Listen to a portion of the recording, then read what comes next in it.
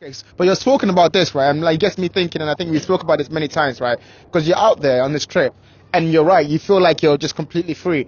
But it makes me think about, like, if that is freedom, if that's what freedom represents, and then we come back in, we've got responsibility and all these things, how do we in our head balance that? Knowing that that life you're talking about, you can't have that every day. Maybe you can, but you will have to be Vietnamese, living there, like, and I'm pretty sure they don't think that's such a big deal. They really like it, but they look at what we have. They're used to it, They're yeah. used to it. They look at what we have as like that's what I want to attain. So my question to you is like, what, with that in mind, that trip in mind, has that changed your perception of what freedom is? And then coming back, did that responsibility that you have here, did that give you a different perspective about like balancing those two things and what that means for you going forward?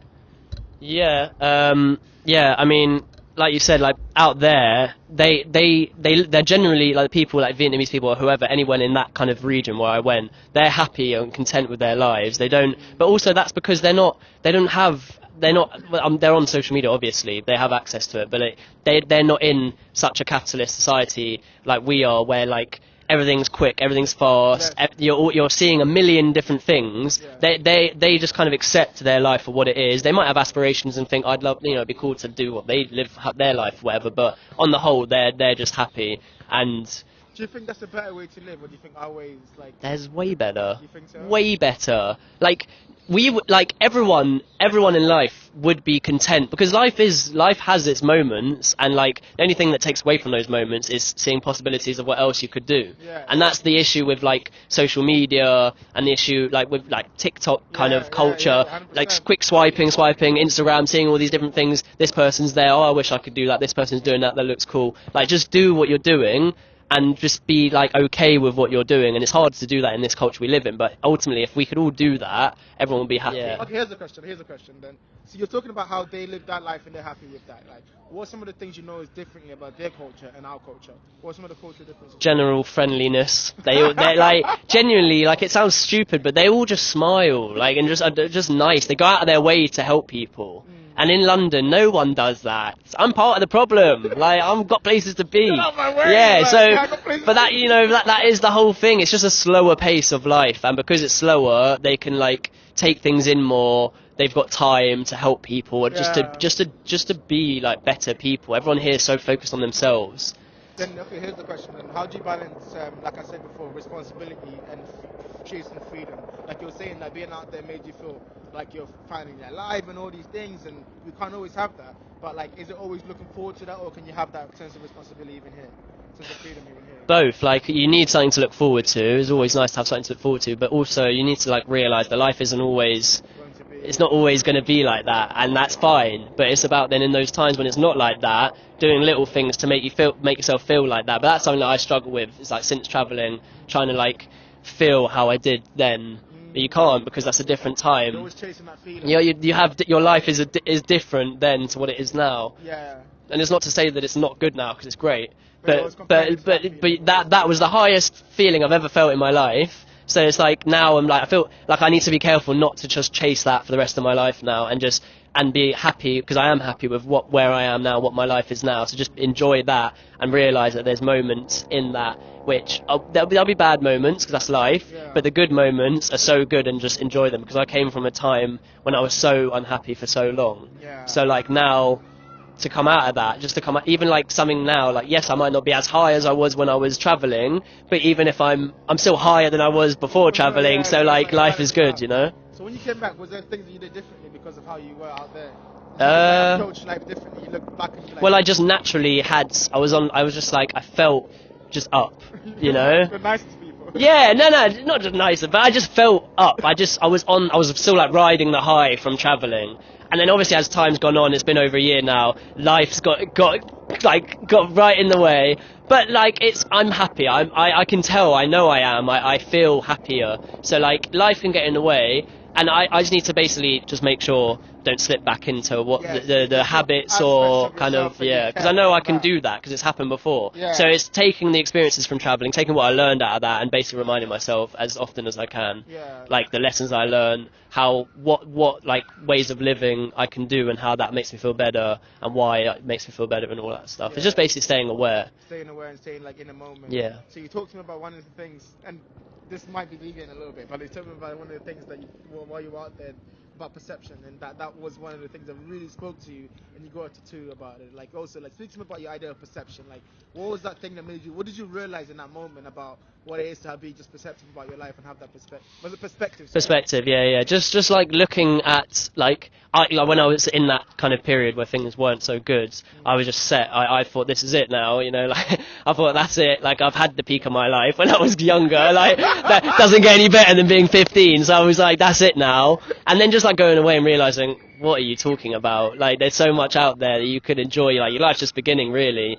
And so it was just like I've just had that feeling. I had just the natural high from traveling, and I was like, I can't lose this. I don't want to lose, like, because of what I was saying before, how I struggle to take things in the moment, and then I always like look back and be like, oh, that was actually really good. So like in that moment, I was like, I want to do something to like kind of, what's the word, like remember it, like so I want to do something that can make me, no matter what I'm feeling, wherever life takes me, whatever feeling I'm thinking, or you know where I am in life, I can look at something or think about, or easily think about something and be like, remember where you were, then you went travelling. You never ever thought that going travelling was going to change your whole outlook on life or just change how you're feeling so drastically. So that's why I got it tattooed on me. Like, I thought at the time, like, I'm just doing this like, in the moment.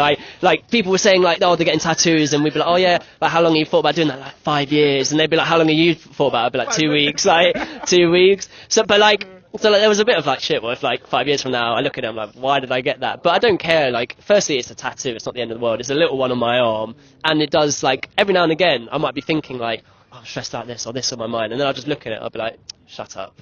Like, shut up. Like, look how good your life is now compared to how, like, and that's not to say my life was bad, because I've had a very, like, privileged, like, upbringing. My life was great. It was just hard for me to see it at that time because of other stuff going on, but yeah. That happens to everyone. I've got that. That happens to everyone, and I think even me, like, when I came back, so I've told you before about how I was born in Africa, then I came here when I was little, and after a while here, you get used to the standards here. So you get used to the stuff that you hear, and you talk about, I want this, and I want that, and I want to have all these things that everyone else around me has. But whenever I go back to Ghana, I'm like, fuck, man, I need to really have perspective, because, like, seeing what they have, seeing how much they struggle, it gives me so much clarity, and, like, wait, I'm grateful for you, because I could very much have been like them, you know, and just understanding that always just keeps me, like, on the even kill. Actually, one thing I've been thinking about lately, like, a lot, is about, on that topic, also about class mobility, just moving different classes, because, like I mentioned before, having that, like, seeing what other people have, and especially because we have this British kind of, like, trying to also achieve things, that ambition, that striving, that I want to just make the best of myself. To me, that shows itself most clearly when it comes to this always moving up class levels, right? And I'm thinking about Britain. I'm thinking about I think there's a rigid social structure where it's like you're born where you are and you're gonna stay where you are, and for the rest of your life you just stay where you are. And if you obviously want to move up, you can, but that requires a lot of, like, conscious effort. That requires a lot of work and a lot of, like, moving up. The question I'm having for you, and I want to hear what your perspective is, like, what do you think about that idea? What do you think about the idea that we're always chasing things in England, that chase is just embedded into how we all are, how, like, growing up, they're like, you can achieve this, you can do this, and how that manifests when it comes to class, where people always want to move up, people always want to be, if you're middle class, you want to be upper class, you want to get higher and higher, but, like, those things don't bring you happiness, really. It's just that chase, you know? Yeah, I don't think necessarily like what class you're in impacts what your not motivations, like what your goals or aspirations are. I just think depending on what class you are, you have different opportunities to get there, and that's what's the fucked thing about it. So like someone who's the lowest class you could possibly be could have the exact same goals of where they want to get to than someone in the highest class, but it's easier for the high class because of money or connections or whatever it is. And that's the problem. Like I don't think necessarily someone who's middle class can be like, I want to be upper class, or, you know, and this is what I've got to do together. I don't think, I personally just don't think people are thinking like that. I just think they want to get to somewhere which is like someone in middle class might think, I want to get to here, but I'm aware that everyone who's in that position is upper class, and that's where the issue is. It's like, can't really, you can sort of change class because you can earn money, which then makes you do things which people in different classes do, and then technically you're part of that class. But it's just a construct, really. It's just about the opportunities and the activities that you do, which defines the different classes, really. So how do you're right, 100% right, it's about the opportunities, but in a system where those are rigid, where you don't really get those opportunities if you're not in that class, how do you break through that? You just have to work harder, which is that's what's not fair about it. But like people in the lower classes will have to work harder than the people in the upper, but ultimately that's kind of going to make them a better person, really, because it's like they've actually had to work to get to where they want to get to. So it's just one of them. It's just, I don't know the answer. Ultimately, I don't know the answer, but it just is. It's tough. It's tough, right? It's tough for everyone. Yeah. Okay. To wrap up this section of the bowl, so on your trip, you've been on your trip, you've come back to that perspective that or anything. What's something you would give, advice you give to someone that, like, you know, was in that situation where they want to make that move, they want to go out there and have the experience, but they're a little bit scared. What advice do you give them? Say a little bit more about what you think they would learn from that trip. I just think just go. Like, don't, like, you have to push through the fear or the anxiety, whatever it is you're thinking that's making you think, like, oh, maybe I shouldn't go. Or even if you're not even thinking to go, but you're in a bad place, obviously you need to, like, it's not something that just anyone can do. Like, if you're in a financial position where you can do it, you've worked and you're maybe living at home, like this is me, I was working, I was living at home, so I was able to save a bit. Like, if you're in a position to go. Because if you're in a rut, like, what have you got to lose? Like, how can things, like, if things are bad, they can't get much worse. Just go. And like, worst case, you go and you're like, oh, actually, it wasn't really for me, and then you carry on like you were before, like, and then you try and figure out other ways. But it will make you feel better about things, because it's, like, impossible not to. Like, you could be, for me, like, based on my experiences, you could be so set in your ways, or think, like, this is it now, this is, like, not just how I'm feeling, but I can't do this because I know myself, and I know that I don't like doing this. Bollocks. Go out there and you'll prove yourself that you could do everything. You could do all these different things that you didn't think you can do, and it's just like, it's just fucking incredible. Yeah. Like, yeah, just go. Okay, great. All right, so next topic.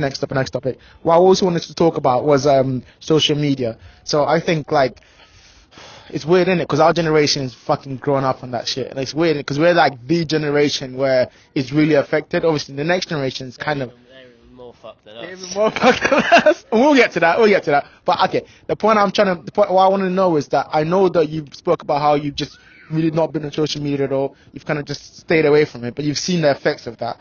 Talk to me about technology and social media and how you think it's affected our generation, yeah, and also how you think it's starting to affect guys and how they think about life, you know, from that perspective.